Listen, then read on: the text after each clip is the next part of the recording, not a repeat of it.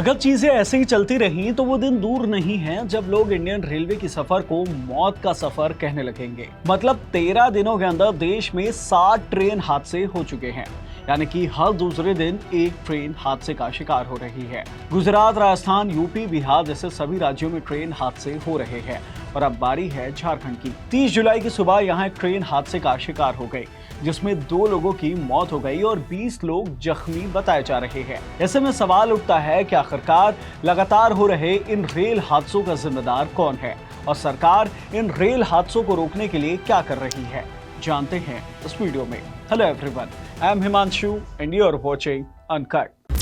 किसी भी मुद्दे पर बात करें उससे पहले आपको जो अभी झारखंड में एक्सीडेंट हुआ है उसके बारे में बता देते हैं। हुआ ये है कि 30 जुलाई की सुबह हावड़ा से चलकर मुंबई जा रही ट्रेन जब झारखंड के बड़ा बाम्बो स्टेशन के पास पहुंची तो वहां उसकी पटरी पर पहले से मौजूद मालगाड़ी के कुछ डिब्बों के साथ टक्कर हो गई। ये मालगाड़ी कुछ समय पहले ही पटरी से वहां पर उतर गई थी और उसके डिब्बे पटरी के चारों तरफ फैले हुए थे और यहीं इन डिब्बों के साथ हावड़ा मुंबई एक्सप्रेस की जबरदस्त टक्कर हो गई और हादसे में 2 लोगों की मौत हो गई जबकि 20 लोगों को हॉस्पिटल पहुंचाया गया। अगर हाल फिलहाल में हुए दूसरे ट्रेन एक्सीडेंट्स की बात छोड़कर अभी इस वाले एक्सीडेंट को ही देखा जाए तो पूरा का पूरा हादसा लापरवाही का ही नतीजा दिखाई दे रहा है, क्योंकि जब एक मालगाड़ी पहले से पटरी पर उतरी हुई थी और उसके डिब्बे दूसरी पटरी तक फैले हुए थे तो क्यों किसी पीछे से आ रही गाड़ी को रोका नहीं गया और किसने पीछे से आने वाली गाड़ियों को आगे जाने का सिग्नल दिया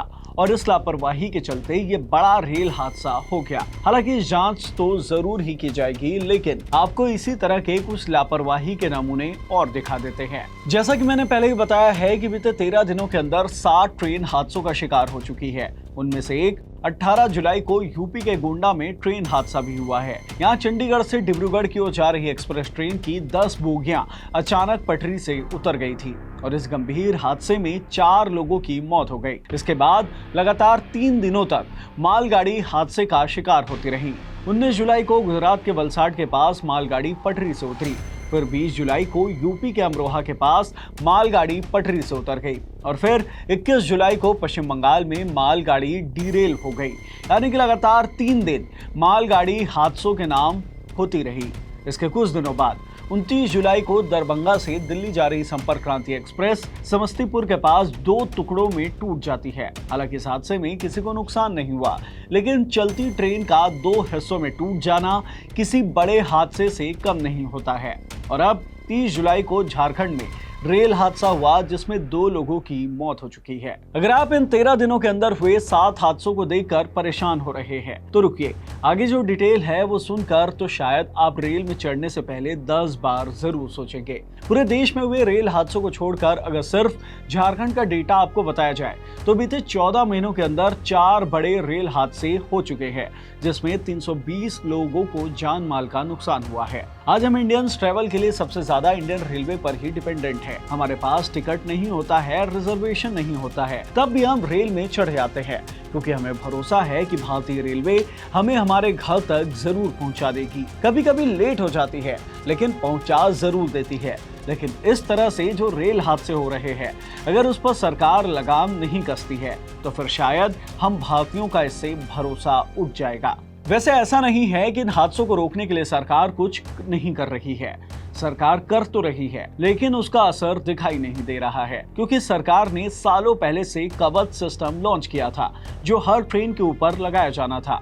यह system automatic train protection system है जो कि इंजन और पटरियों में लगी डिवाइस के जरिए ट्रेन की स्पीड को खुद से ही कंट्रोल कर लेता है। यानी कि अगर किसी खतरे का अंदेशा होता है, जैसे कि सेम पटरी पर कोई दूसरी ट्रेन आ रही हो या सामने चल रही हो, तो यह सिस्टम खुद से ही ट्रेन में ब्रेक लगाना शुरू कर देता है और हादसा होने से खुद ही रोक देता है। लेकिन हाल फिलहाल में जो ट्रेन हादसे हुए हैं उसने इन सिस्टम पर सवाल खड़ा कर दिया है।